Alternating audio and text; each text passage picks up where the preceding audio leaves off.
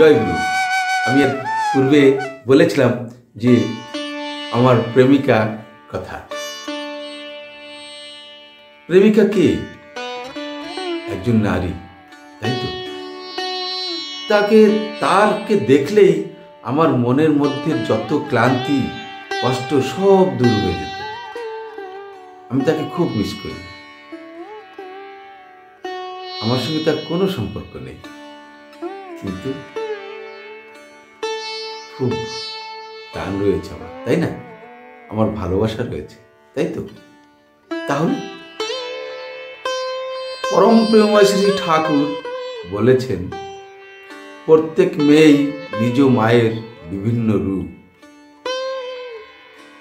তাই নয় কি? মা কি করেন?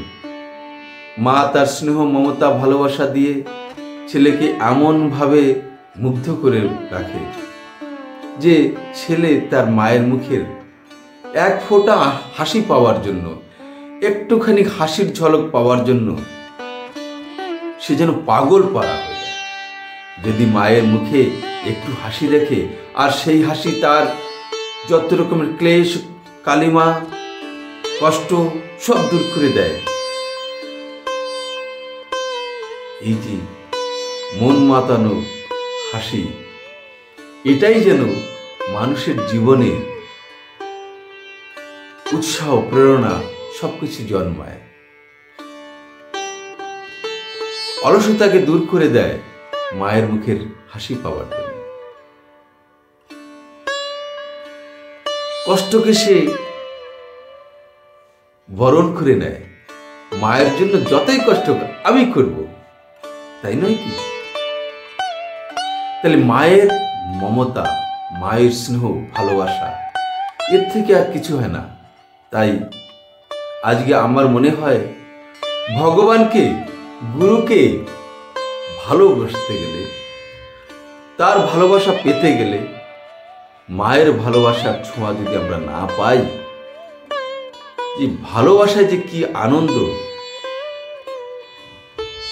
স্ত্রীকে শ্রী ঠাকুর চিন্ময়ী মা বলেছেন ভাববাণী পুণ্যপুঁথিতে। স্ত্রীও চিন্ময়ী মা। সকলে বলে, লোকে বলে যে কোনো পুরুষের সফলতার পিছনে কোনো না কোনো নারীর হাত থাকে। যে পুরুষের পিছনে, যে পুরুষের জীবনে কোনো মেয়ে নেই, মানে যার স্ত্রী নেই, সে তো মায়ের থেকেই এসেছে না? মায়ের থেকেই তো জন্ম নিয়েছে। তাই মা মেপে দেয় ছেলেকে, সন্তান কেমন হবে। মা মেপে দেয়, তাই সে মা। তাহলে মা কিভাবে মেপে দেয়? তার ভালোবাসা দিয়ে। কাকে ভালোবাসে? তার গুরুকে, তার স্বামীকে, শ্বশুর শাশুড়ি, আত্মীয় পরিজন, তাদেরকে কেমনভাবে ভালোবাসে। এই ভালোবাসার মাপকাঠি দিয়ে কিভাবে সে ভালোবাসে, কিভাবে সবাইকে মুগ্ধ করে রাখে।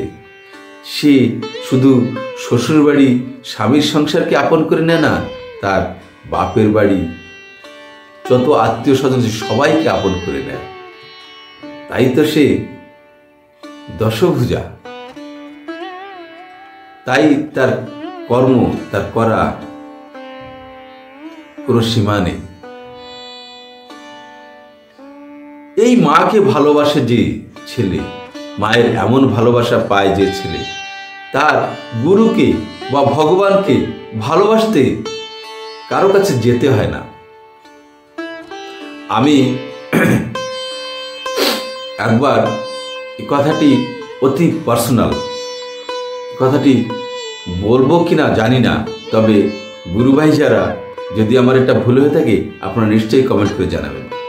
আমি একবার সৎসঙ্গ ঠাকুর বাড়িতে গিয়েছিলাম, অনেকবার গিয়েছি, কিন্তু এইবার একটা খুবই স্পেশাল ছিল। আমি দেখলাম বর্তমান আচার্যদেব, তখন তাকে সবাই বাবাইদা বলে ডাকতেন। আমি ওই বাবাইদাকে দেখে মুগ্ধ হয়ে যেতাম। তাকে শুধু দেখতেই থাকতাম। এই একটা টান, তাই নাকি? এবার তার যদি একটু ভালোবাসা পেতে চাই তাহলে কি করতে হবে? যে কর্ম করলে তিনি খুশি হন, তার মুখে হাসি দেখা যায়, তাই নাকি? এই ভালোবাসাটা আসলে কোত্থেকে? একবার দেখি তিনি এই ফিলান্থ্রপি অফিসের সামনে যেখানে এখন বসেন তার সামনেই ওনার বাসা। দেখি কি সুন্দর সবার সঙ্গে কথা বলে মৃদু মৃদু হাসতে হাসতে হুট করে তিনি চলে যান নিজের ঘরে। ছোট্ট একটা সিঁড়ি বেয়ে উপরে হাঁটতে হাঁটতে চলে যায়। যাওয়ার পরে দেখি উনি হয়তো কতদিন বাড়িতে ছিলেন না, বাইরে গিয়েছিলেন। আসার পর দেখি উনি উঠে গেলেন, সবাই চলে গেলেন। কি জানি কতজনে দেখেছেন এই দৃশ্য তা আমি জানি না। তার মা, আচার্যদেবের মা তার অপেক্ষায় ছিল। সে গিয়ে এমনভাবে মা আচার্যদেবকে এমনভাবে আলিঙ্গন করলেন, এমনভাবে নিলেন যেন সত্যিকারের ছোট্ট একটা শিশু। আর আচার্যদেবও তেমনিভাবে ছোট্ট বাচ্চার মতো তার গলা জড়িয়ে ধরলেন। এই দৃশ্য আমি দেখে মুগ্ধ হয়ে গেলাম। এমন দৃশ্যটি হয়তো আমি আর জীবনে কোথাও দেখতে পাবো না। তাই মায়ের ভালোবাসা, মায়ের দুধের ঋণ যেমন শোধ হয় না,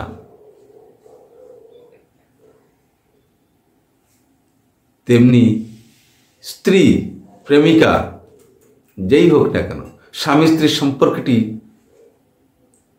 প্রেমিক প্রেমিকার মতনই হওয়ার দরকার।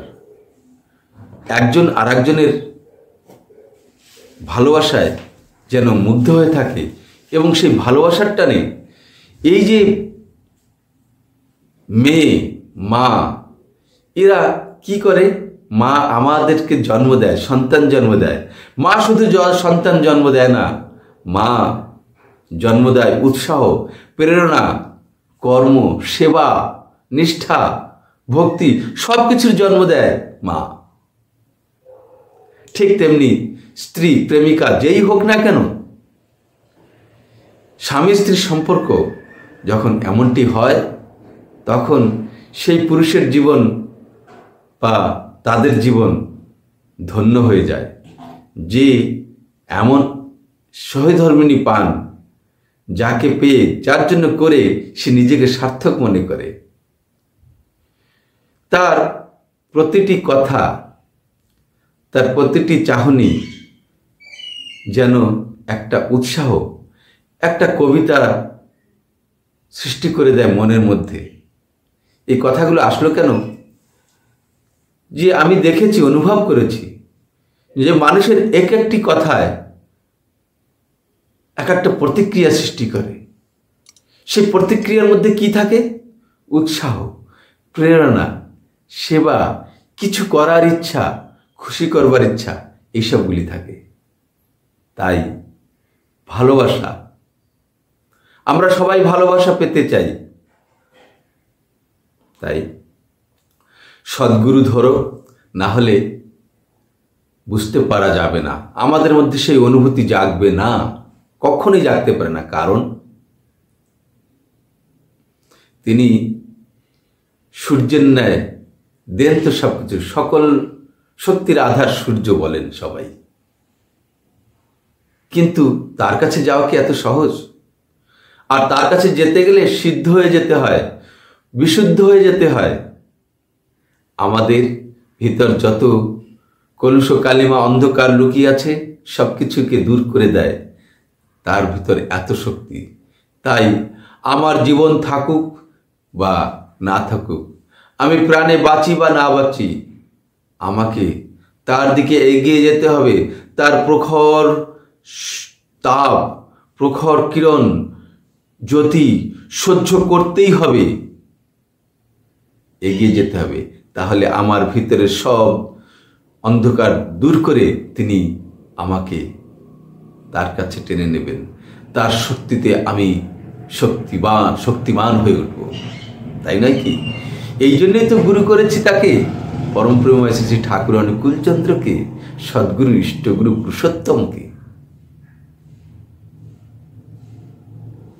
আমাদের কাম, ক্রোধ, লোভ, মোহ, মাৎসর্য ইত্যাদির কবলে পড়ে ছোট্ট ছোট্ট কামনা বাসনার লোভে পড়ে আমরা তার থেকে দূরে সরে আছি। তার ভালোবাসা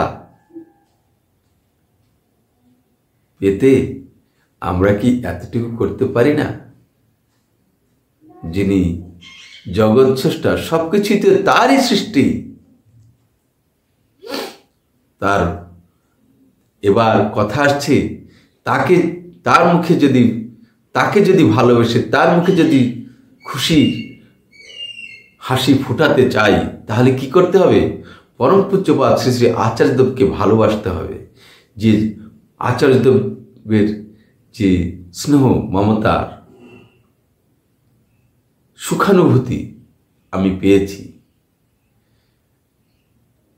এই অনুভূতি, এই মমতা ভরা চাহনি, স্নেহ ভরা দৃষ্টিটাকে মনে রাখতে গেলে, জাগিয়ে রাখতে গেলে শ্রী শ্রী ঠাকুরের প্রত্যেকটি কথা মানতেই হবে। আচার্যদেব যেভাবে বলেন সেভাবে মানতেই হবে। তাই আচার্যই ঈশ্বর, আচার্যই ঈশ্বর, আচার্যই ঈশ্বর। জয় গুরু, বন্দে পুরুষোত্তম।